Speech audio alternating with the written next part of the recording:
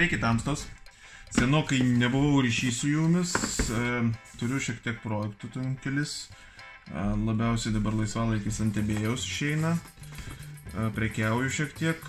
Jeigu domina daugiau apie tai, ten dropshippingo metodas vadinasi, tai dėkit laikus po video ir jeigu surinksiu bent 100, reiškia jums įdomu ir padarysiu atskirą video apie tai. Tai va, tai kurį laiką nedariau video, jų yra labai daug, bet užima editinimas daug laiko, taigi dabar visą laiką leidžiu tenai. O kadangi atėjo žiauriai fainas daiktas įdomus, tai galvoju, reikia vis tiek parodyti jų. Tai va, čia yra Bluedio, mano mėgstamiausias firmos ausinių gamintojo pakankamai naujas turbūt gaminys. Čia yra 6 kartos jau turbine ausinės. Ir bandom pasižiūrėti, kas iš tikrųjų nustebino, nemaloniai nustebino. Anksčiau kažkaip man atrodė pakuotės rimtesnis, iš tikrųjų fainesnis. Čia jau toksai pakankamai pigus kartonas, gražiai, viskas tvarkingai padaryta, bet anksčiau rimčiau pakuodavo. Tai va, štai tokios ausinės pas mus, jos taip sukinėjasi. Ok, žiūrim gal dar kas dėžė yra. Taip, turim štai tokią dėžutę. Aha, turim dar, kaip visą laiką, naudojimusi instrukciją. Anglų kalba yra, žodžiu, gyvent galima. Dar visokių kalbų krūva. Taip, komplektukę turim laidą. Type-C laidas jau. Matosi, kad naujesnis modelis ausinių. Štai čia kišasi, aišku, tai yra patogu, nes šiuo metu daugelis naujų telefonų laiko būtent šitą standartą, tai nereikia atskiro laido micro USB nešiotis. Taip, ir turim štai tokį įpakavimą, maišelį. Visai toks tvarkingas, ausinės taip užsisukam, bandom įsidėti. Taip, apsaugot labai neapsaugot, bet bent jau nuo šiukšlių, nuo dulkių kažkokių, tai bent jau kažkiek apsisaugosit. Čiuk, čiuk. Tvarkingai, gražiai, viskas ok. Galima naudoti. Tai va, ir ką mes čia dar turim, ogi viskas. Taigi, iškart matau problemą, jeigu norėsit pasijungti ne per Bluetooth'ą, o su laidu, turbūt reikės adapterio. Adapterio iš Type-C į AUX. Va taip, nežinau gal, vis dėlto reikės adapterio, niekur nematau, kur įkišti džeką 3,5. Va taip. Gerai, prie pačių ausinių. Kokybiškai aišku padarytos, Bluedio kaip visada. Šita dalis metalinė, jo, šaltas metalas, taigi turėtų laikyti neblogai visai. Nors va šitos dalis plastikinės yra, bet aš manau, turėtų viskas būti ok. Čia tokia dirbtinė oda, jinai pakankamai tokia kaip guminė jaučiasi ir turėtų labai neblogai visai stovėti ant galvos. Tiesą sakant, aš jau jas pabandžiau šiek tiek. Taigi, taip panešiojau gal kokias 3, 4, 5 valandas grubiai. Tai visai nepavargsta nei ausis, nei galva, viskas tvarkingai gražiai užsideda. Šitos dalis taip pat turbūt dirbtinė oda bus. Aš abejoju, kad tikra turėtų būti. Bet pakankamai minkštos ir ta forma tokia ovalo padaryta, tai iš esmės ausis pas mane nėra mažas, bet viską tvarkingai apima ir labai gerai sėdi ant galvos. Viskas dėl to čiki. Taip, ką mes dar turim?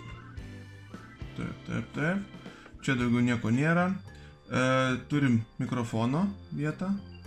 Čia lemputė ledinė, kad matytųsi ir įjungta. Čiuk. Veikiam, gerai. Tai turbūt matysis ir įkrojimas, viskas. O va čia pagrindinis featuresas yra šitų ausinių, dėl ko aš jas ir pirkau. Čia yra Active Noise Cancellation. Kas nežino, tai yra žiauriai fainas daiktas. Iš esmės per mikrofoną ausinės priima garsą į ausinės, triukšmo garsą, tiksliau gal taip pasakius, tarkim, ten mašinų važiuojančių, ar ten kokio ventiliatoriaus veikiančio, žodžiu, ūžesius visokius. Ir leidžia tam tikrus dažnius, kad panaikintų tuos garsus. Tai iš esmės, jeigu naudoti mieste kažkur, tai turėtų panaikinti visus, kaip sakant, mašinų ir visokių transporto, visokius užėsius. Lėktuvę, jeigu naudosit ir taip toliau, lėktuvę dar nepavyko, aišku, išbandyti, bet mieste iš tikrųjų super. Tas tikrai veikia. Ir čia va matot mikrofono yra, čia visur tu pridarytas kelių, būtent kad surinkti va tą išorės visus triukšmus ir paversti juos į tylumą. Iš tikrųjų, kas netgi labai fainas dalykas, net neįjungus ausinių, nesuparavus su telefonu, įsijungia šitą funkciją ir tiesiog tyla būna. Gerai, nėra 100%, aišku, vis tiek kažkoks tai užėsys lieka, dar kažkas tai, bet vis tiek didžiąją dalį visų tų triukšmų viską nuima. Tai žiauriai fainas dalykas yra. Niekad nebuvau su to susidūręs, tik tai užgirdau apie tokį ir iš karto užsisakiau šias ausinės. Yra ir kitų gamintojų, kurie daro su tuo, bet jau kainos ten lipa virš 100 €, o šios 50 keli, tai sakyčiau visai gera alternatyva. Norėčiau pabandyti su kokiam Sony palyginti, bet dėja dar neteko, bet sakyčiau, man jų praktiškai ir užtenka viskam.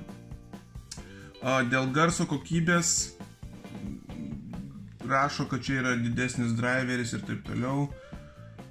Sakyčiau, panašu yra į ankstesnius modelius, kur buvo turbino leidžiamos. Iš tikrųjų, T3 turėjau, T2 turėjau. Nesu aš labai didelis melomanas, daugiausiai klausau audio knygas, taigi man jų per akis. Žemi yra, viskas tvarkoja, vienintelis niuansėlis, kai įjungiat va šitą Active Noise Cancellation, ne, atsiranda, tiesiog nusiema šiek tiek bosai. Dingsta jie tokie, pasidaro nebe tokie žemi. Tai tos va, žemus garsus visus šiek tiek nuima, bet už tai gaunat be triukšmų, be nieko tokį garsą. Tai va, tokios ausinės. Kiek baterija laiko, tiesą sakant, neišbandžiau, bet žinant Bluedio, tai turėtų laikyti nerealiai. Galim pasižiūrėti iš tikrųjų, kam žada gamintojas. 1000 valandų, kad gali jinai gyventi, ir klausimas netgi su ANC jungtu apie 32 valandos. Aš pilnai tikiu, nes iš tikrųjų dažniausiai Bluedio nemeluoja. Tai va, ant senesnių driveris būdavo 52 mm, dabar yra 57, tai teoriškai turėtų būti kažkiek geresnis garsas, bet sakau, nesu toksai žiaurus melomanas, tai tiksliai negaliu pasakyti, jau čia, kaip sakant, tegul sprendžia rimtesni muzikologai. Tai va, toksai daikčiukas šiandien. Dėkit laikus, jeigu patiko, dėkit laikus, jeigu norit sužinoti daugiau apie dropshippingą, kuo užsiemu dabar. Galiu papasakoti ir iki greito.